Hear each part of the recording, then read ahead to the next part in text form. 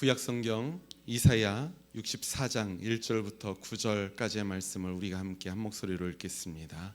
시작. 주님께서 하늘을 가르시고 내려오시면 산들이 주님 앞에서 떨 것입니다.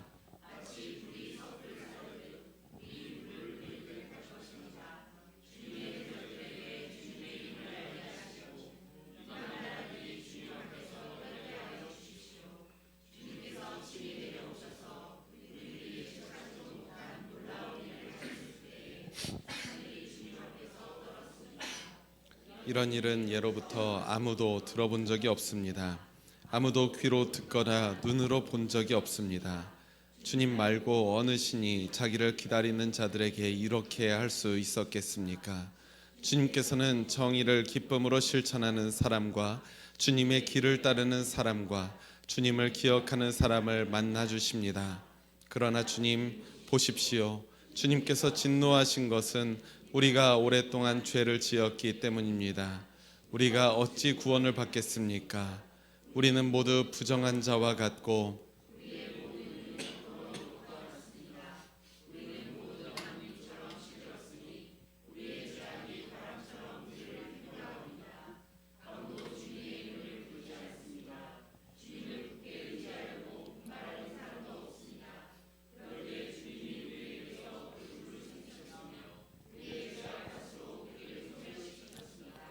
그러나 주님은 우리의 아버지이십니다.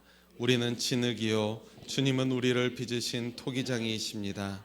우리 모두가 주님이 손수 지으신 피조물입니다. 주님 진노를 거두어 주십시오. 우리의 죄악을 영원히 기억하지 말아 주십시오. 주님 보십시오. 우리는 다 주님의 백성입니다. 아멘. 아멘. 할렐루야. 할렐루야. 2023년의 마지막 한 달, 이제 12월이 시작되었습니다. 오늘부터 교회력으로는 성령 강림 절기를 마치고 대림절기가 시작됩니다. 사실 대림절기가 교회력의 시작이에요. 1년 달력의 시작이 1월 1일이라면 대림절기는 그 교회력 달력의 시작을 알리는 것입니다. 4주 후에 있을 성탄절까지 우리는 아기 예수님을 기다리게 됩니다. 여러분들도 너무나도 잘 아시다시피 대림절기는 기다림에 관한 절기입니다. 우리는 이전보다 더 나은 희망찬 것이 온다는 사실을 믿을 때 비로소 기다릴 수가 있죠. 그 누구도 나에게 환난을 갖다 주고 고난을 갖다 주고 또 나에게 절망스러운 것들을 갖다 주는 것을 기다리지 않습니다. 피하려고 하죠. 그런데 우리가 기다린다는 것 자체가 참으로 희망찬 것이 우리에게 오고 있다는 사실을 알려주는 것 아니겠습니까? 그래서 기다림은 희망의 단어이고요. 기다림의 의미를 담고 있는 대림절은 희망의 절기인 줄 믿습니다. 세상을 구원하시기 위해서 이 땅에 오신 하나님, 우리 주 예수 그리스도를 기다리는 이 대림절기에 우리의 참 소망 되시는 하나님을 통해서 놀라운 복과 은혜가 여러분들의 삶에서 흘러넘치는 저와 여러분들이 되시기를 주님의 이름으로 축원합니다. 오늘도 주변에 계시는 성도님들과 환대와 축복과 기쁨의 인사를 함께 나누었으면 좋겠습니다. 활짝 웃으시면서 이렇게 고백합시다. 우리 함께 행복합시다. 우리 함께 행복합시다. 네, 12월 달도 행복하시고요. 또 내년도 행복하시길 바랍니다. 오늘 본문 말씀의 시대적 상황을 먼저 우리 한번 봅시다. 그 상황을 보면 이사야 선지자가 활동하고 있는 남유다 왕국을 한번 생각해 보면 이제 북이스라엘을 멸망시킨 아시리아 제국이 호시탐탐 남유다 왕국을 노려보고 있습니다. 그리고 주변에는 신흥 강대국이었던 바벨론 제국도 남유다 왕국을 호시탐탐 노려보고 있는 거예요. 그럼에도 불구하고 남유다 왕국의 이스라엘 사람들은 하나님을 더 이상 찾지 않았습니다. 그것이 이사야서의 고백입니다. 본문 7절에서 말하고 있듯이 이스라엘 공동체에서 아무도 주님의 이름을 부르지 않았습니다. 주님을 굳게 의지하려고 분발하는 사람도 없었습니다. 말 그대로 희망 하나 없는 절망스러운 상황에 처해 있는 것이 이사야와 남유다 왕국의 이스라엘 백성들이었다는 거예요. 7절 말씀에서 아무도 주님의 이름을 부르지 않습니다. 주님을 굳게 의지하려고 분발하지 않습니다 라고 하는데, 이 분발할이라는 단어를 생각해 보면 어떠한 정말 속이의 노력을 이야기하는 거잖아요. 아무리 절망스러운 상황에서도 싹을 틔우려고 노력하는, 분발하려는 사람이 하나도 없었다는 겁니다. 그런데 이러한 절망스러운 상황에서도 하나님은 이사야 선지자를 통해서 희망의 메시지를 선포하고 있는데요. 그 희망은 바로 주님께서 하늘을 가르시고 이 땅에 내려오시는 것입니다. 불이 섭을 사르고 물을 끓이듯이 놀라운 일을 행하시면서 대적들과 이방 나라가 주님 앞에 떨게 할 것입니다. 이러한 이사야의 선포에서 알 수 있듯이 말 그대로 남유다 왕국에는 바벨론과 아시리아 제국을 이겨낼 힘이 그들에게 있는 것인가요? 없는 거예요. 그들 안에는 그러한 힘이 존재하지 않습니다. 다만 무엇을 기대하게끔 합니까? 저 멀리서 그들에게 다가오시는 희망의 하나님이 하늘을 가르시고 내려오신다면 승리할 수 있을 것이다 라는 희망이 말씀 가운데 선포되고 있는 것이죠. 하지만 문제가 있어요. 함께 오늘 본문 5절의 말씀 함께 읽겠습니다. 64장 5절입니다. 시작. 주님께서는 정의를 기쁨으로 실천하는 사람과 주님의 길을 따르는 사람과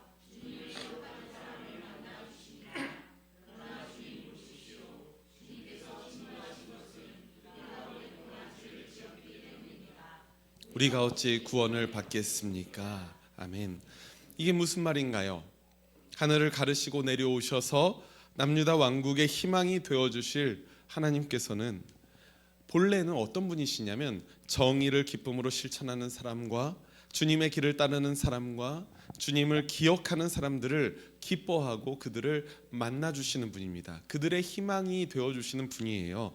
그런데 그 사람들이 구원의 울타리 안에 있는 사람들이라 말할 수 있겠는데, 주님은 지금 이스라엘을 만나주시기는커녕 어떻게 하신다는 겁니까? 그들을 향해서 진노하신다는 거예요. 그들이 지금 심판의 목전에 있습니다.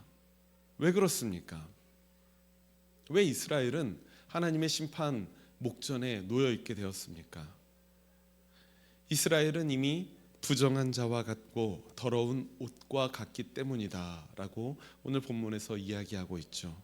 죄악에 휩쓸리고 주님의 이름도 부르지 않습니다. 주님을 의지하려고 분발하려는 사람이 없습니다. 그래서 7절 말씀에서는 주님이 우리에게서 얼굴을 숨기셨으며 우리의 죄악 탓으로 우리를 소멸시켰습니다 라고 말하고 있는 거예요. 어떤 것으로 인해서 소멸시키게 되는 겁니까? 하나님이 요즘 분노 조절 장애라는 말 많이 쓰는데 하나님이 그냥 끌어올려서 그냥 없애시는 겁니까? 그렇지 않아요. 우리의 죄악 탓으로라는 겁니다. 이스라엘의 죄로 인해서 소멸되기 직전입니다. 이러한 상황 속에서 이스라엘 선지자는, 이사야 선지자는 간절한 소망을 품고 하나님께 간구하고 있어요. 9절 말씀을 보십시오. 주님, 진노를 거두어 주십시오. 우리의 죄악을 영원히 기억하지 말아 주십시오. 주님, 보십시오. 우리는 다 주님의 백성입니다. 우리는 다 주님의 백성입니다 라는 이 고백 속에서 여러분, 이사야의 간절함을 느끼실 수 있지 않으십니까? 그런데 한번 생각해 보세요. 어떠한 확연한 죄를 지었어요. 확연한 잘못을 내가 저질렀습니다. 그런데 나의 아버지에게 내가 무언가를 요청합니다. 이 나에게 화내지 말아주세요. 나의 죄를, 잘못을 기억하지 말아주세요. 이렇게 말한다면 아버지 입장에서는 어떻겠습니까? 뜬금없이? 라는 생각이 들지 않으시겠습니까? 왜냐하면 이 사람이 그저 자신의 잘못을 은근슬쩍 넘어가려고 하는 모습이 보이기 때문에 그래요. 아무런 근거가 없지 않습니까? 하나님은 이스라엘을 향해서 진노를 거두실 이유가 없습니다. 그들에게 진노를 심판으로 베푸실 이유는 있죠. 그들이 죄를 지었기 때문에. 그들의 죄악을 기억하지 않을 이유가 없습니다. 그들의 죄는 분명히 있었기 때문에 그래요. 그러나 여기에서 이 간절한 기도 속에서 이사야 선지자의 고백은 하나님으로 하여금 그들의 죄를 기억하지 않으시고 하나님의 진노를 거두어 주실 이유를, 그 근거를 고백하고 있는 것입니다. 오늘 본문 8절의 말씀 우리가 함께 한 목소리를 읽겠습니다. 8절 시작. 그러나 주님은 우리의 아버지이십니다. 우리 모두가 주님이 손수 지으신 피조물입니다. 아멘. 이 말씀에는 몇 가지 은유가 포함되어 있는데요. 우리는 진흙이고요. 우리는 주님은 우리를 빚으신 토기장이십니다. 진흙은 토기장이를 통해서 작품으로 새로 태어나게 되지요. 토기장이신 주님은 진흙인 우리의 아버지이시다라고도 고백하고 있는 거예요. 자, 여기서 이사야가 근거로 제시하고 있는 하나님이 진노를 거두실 이유가 나타납니다. 무엇입니까? 하나님이 만드셨잖아요. 이거 약간 요즘 용어로 하면 얍실한 것 같기도 해요. 그런데 어쩌겠습니까? 우리의 처지가 지금 죽을 지경인데, 우리가 지금 절망의 수렁 가운데 놓여 있는데 어쩌겠습니까? 하나님의 진노를 거두시게 하기 위해서는 우리는 무엇이든 할 수 있습니다. 그 고백이 무엇입니까? 주님이 우리를 만드셨잖아요. 우리가 주님의 피조물이잖아요. 주님이 우리의 아버지이시고 우리는 주님의 자녀잖아요. 라고 간절히 외치고 있는 겁니다.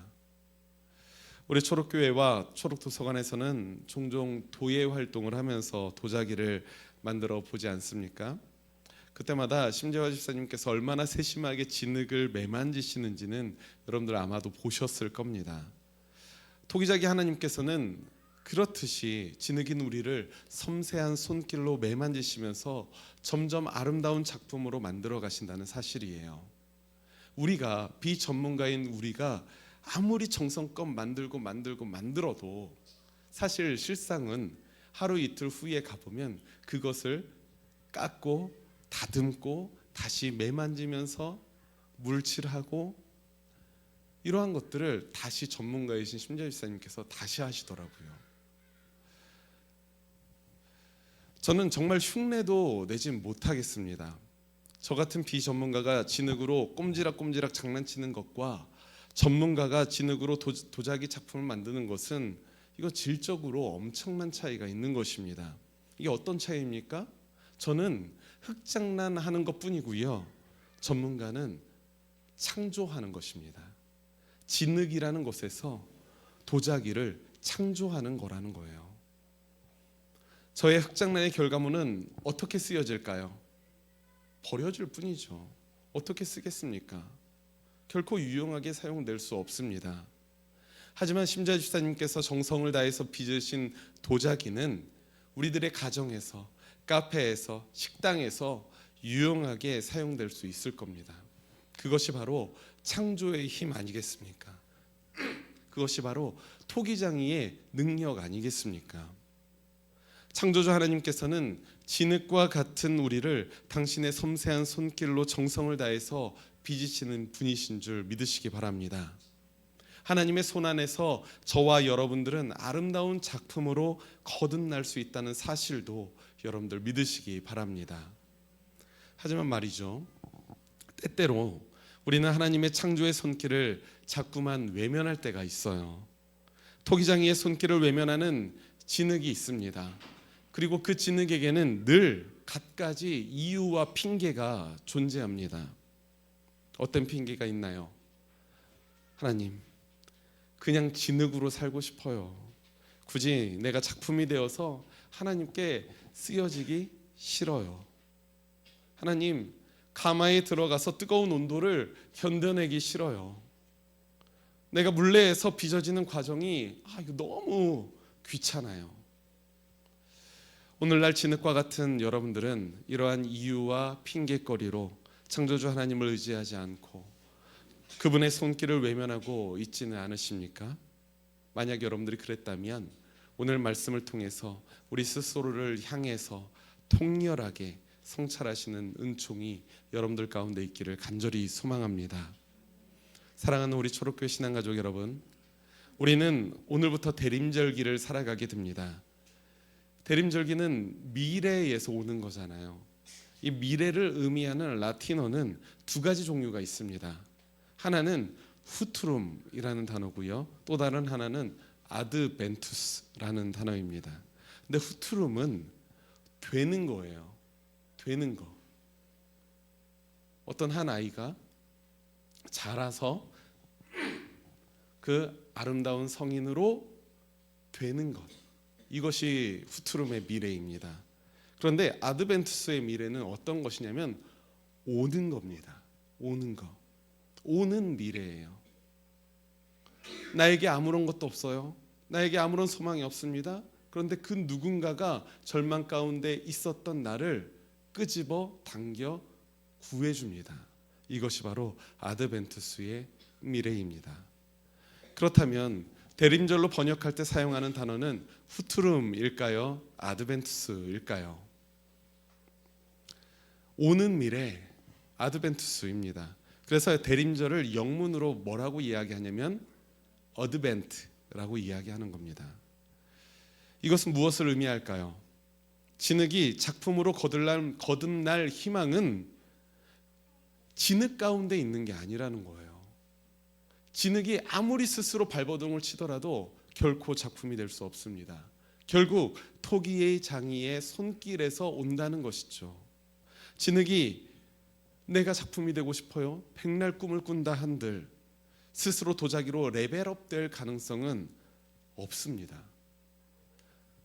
토기장이신 하나님께서 그 진흙을 섬세한 손길로 매만지시고 정성을 다해서 다듬으시고 때로는 뜨거운 불길 가운데서 구워지기도 할 때 비로소 그 진흙은 작품으로 거듭날 수 있다는 것입니다.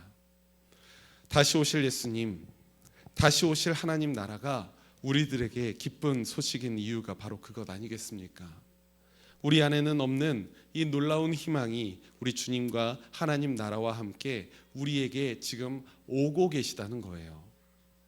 그러니 우리 사랑하는 초록교회 신앙가족 여러분들은 우리의 토기장이신 창조주 하나님에게 온전히 의지하시는 하나님의 백성이 되시기를 간절히 소망합니다. 진흙이 해야 되는 것, 토기장이에게 자신을 맡겨드리는 것입니다. 그분의 손에 맡겨질 때에 우리는 비로소 하나님의 역사에 동참하는 아름다운 작품으로 빚어질 수 있기 때문에 그렇습니다. 이제 우리가 한 달간 대림절기를 살아가게 되는데요, 이 거룩한 절기에 우리가 주님을 의지하고 하나님 나라를 소망함으로 희망의 원천이신 우리 창조주 하나님 안에 머물러 있는 거룩한 주님의 백성들이 되시기를 주님의 이름으로 축원합니다. 우리 함께 기도하겠습니다. 진흙 같은 우리를 토기장이의 손길로 만져주시고 창조의 숨결을 불어넣어 주시는 하나님 감사합니다. 때로는 우리가 하나님을 의지하지 않고 작품이 되기를 원치 않을 때가 있습니다.